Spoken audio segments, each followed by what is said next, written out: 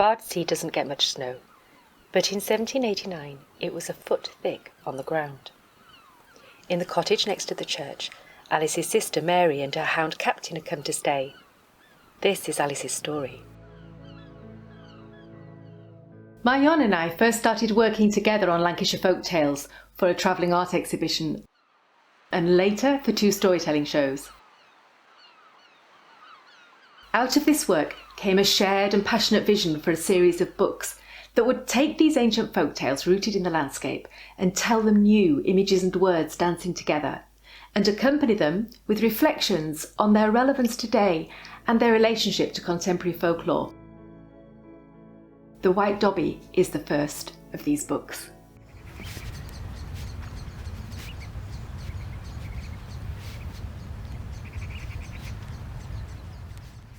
So I've always had animals feature heavily in my work, and the reason is that I think they're just such a good means of telling a story.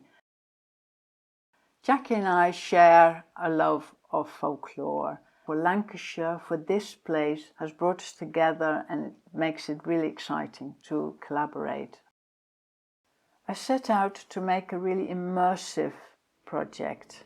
I want to take you into this landscape and set the tone, create the atmosphere where this mystery is going to take place.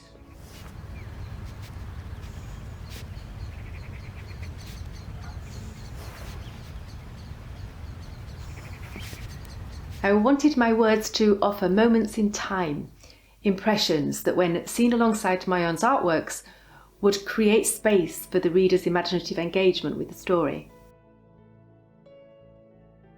And I think very much as a sculptor. I love engaging with materials, whether it be metal or stone or wood.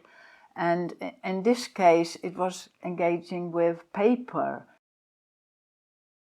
How paper responds to ink, how wet paper is different from dry paper. I only had a tiny lantern.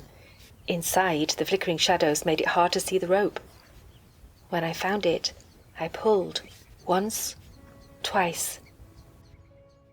I've collected many contemporary tales of the supernatural.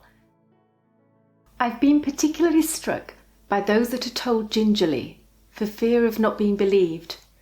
The teller trying to explain something that they think they've seen or heard or felt at a particular time in a particular place. The White Dobbie resonates with some of these contemporary accounts. It sends echoes through time, the sense of dread, the intimation of a presence, the wild weather late at night.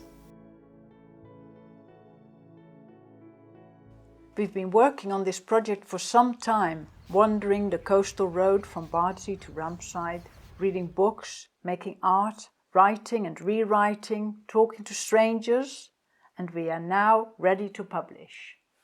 My ultimate dream is to return the most powerful of these story characters in sculptural form to this landscape, to install them in places where walkers will find them, to bring them back into our consciousness, enrich our lives and provoke us to think about our environment. He was drifting now towards the door. Mary stumbled as he passed into the graveyard. I watched as he melted into the shadows.